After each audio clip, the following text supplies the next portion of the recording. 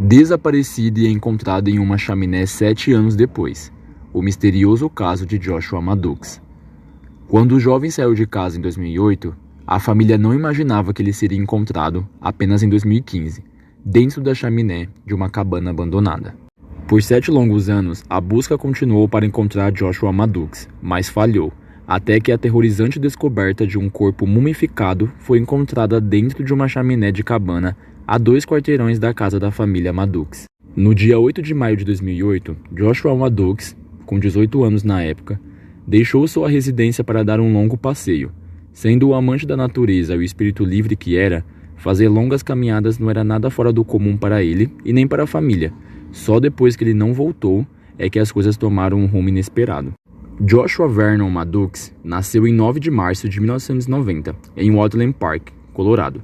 Ele tinha um intelecto criativo e um espírito livre. Ele gostava de ouvir música e escrever em seu tempo livre. Joshua era um bom aluno na escola e parecia ser muito querido e conhecido por seus colegas. Seus pais eram divorciados e ele morava com seu pai, Mike, e 2 irmãs, Kate e Ruth. Em 2006, a depressão tirou a vida de seu irmão Zachary, quando ele tinha apenas 18 anos, que foi quando abalou a família. Depois de não voltar para casa por muitos dias, seu pai apresentou uma denúncia de pessoa desaparecida no dia 13 de maio de 2008. Mike disse: "Eu acordei uma manhã e Josh estava lá, então ele simplesmente nunca voltou para casa. No dia seguinte, ele ainda não voltou para casa. Liguei para os amigos dele, ninguém o tinha visto, ninguém sabe onde ele está." Mesmo com dias, semanas e meses para dedicar à busca, o paradeiro da pessoa desaparecida permaneceu desconhecido. A suposição inicial da polícia era que ele havia fugido de casa ou se machucado porque seu irmão Zachary havia se matado 2 anos antes, mas seus amigos e família insistiram que esse não era o caso. Eu acho impressionante que a polícia, você consegue ver até isso em filmes, que você tem que dar uma denúncia de desaparecimento 40 horas depois, que dá 2 dias. E eles sempre perguntam se a pessoa fugiu. Ele deve ter fugido. Só que você conhece seu filho, você conhece sua família, não tem nenhum motivo. Se fosse aqui em casa mesmo com a minha família, meus pais já teriam surtado no mesmo dia, já teriam ido atrás de mim, porque é impossível alguém falar, ele fugiu.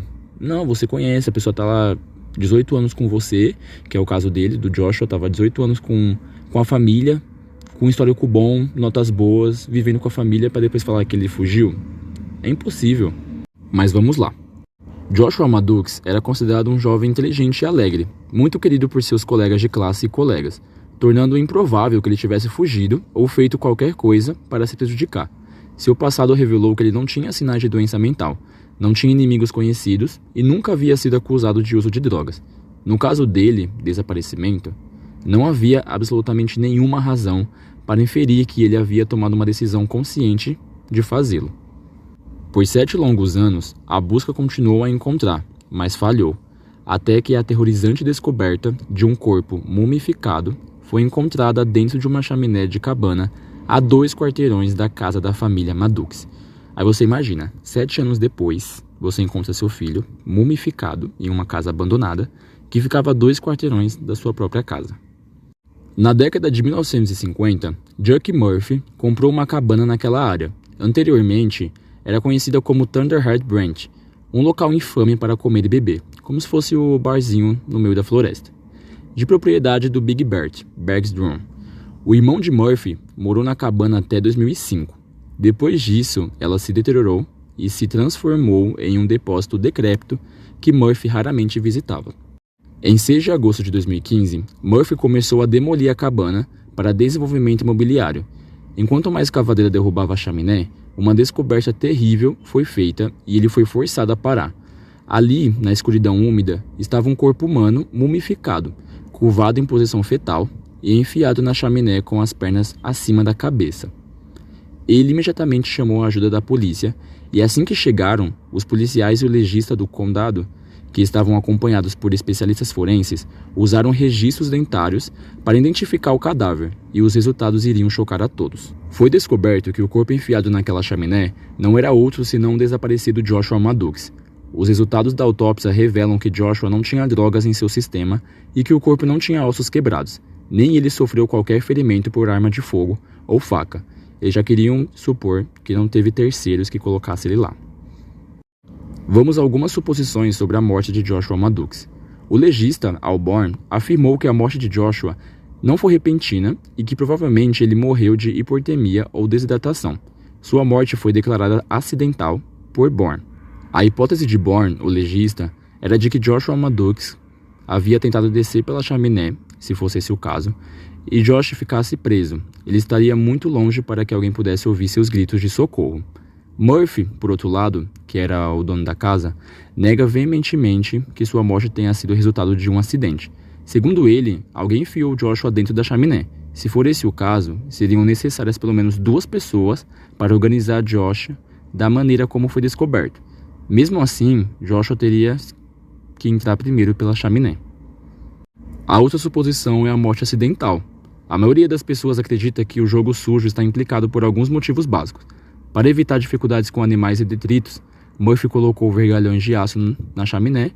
Born contradisse isso, alegando que nenhum vergalhão foi encontrado na cena do crime. A cabana, por outro lado, era uma zona de construção quando o corpo foi descoberto. O vergalhão já havia sido desmontado e removido.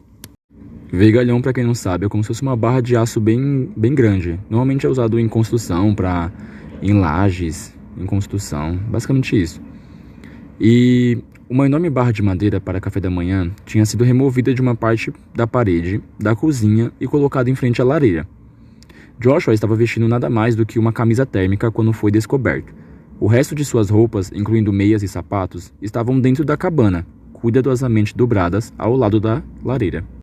Joshua teria entrado sozinho, tirado as roupas, sapatos e meias e, em seguida, engatinhado pela chaminé. E se sim, como que a barra de café da manhã chegou lá? Não fazia sentido. Apesar de todas essas inconsistências, a causa declarada da morte permaneceu morte acidental. Anos mais tarde, viria à tona que um cara chamado Andrew Richard Newman foi uma das últimas pessoas a ver Joshua vivo. E não apenas isso, mas uma testemunha alegou que Andrew até havia se gabado de matá-lo. Andrew Richard Newman tinha um passado criminoso significativo, que incluía agredir um policial, embriaguez desordenada, roubo e agressão. Ele já havia sido pego por esfaquear um homem deficiente até a morte, e descobriu-se que ele admitiu ter assassinado uma mulher e a colocado em um barril em Taos, Novo México. No entanto, a polícia já havia prendido alguém pelo assassinato da mulher, e decidiu cobrar eles do que Andrew.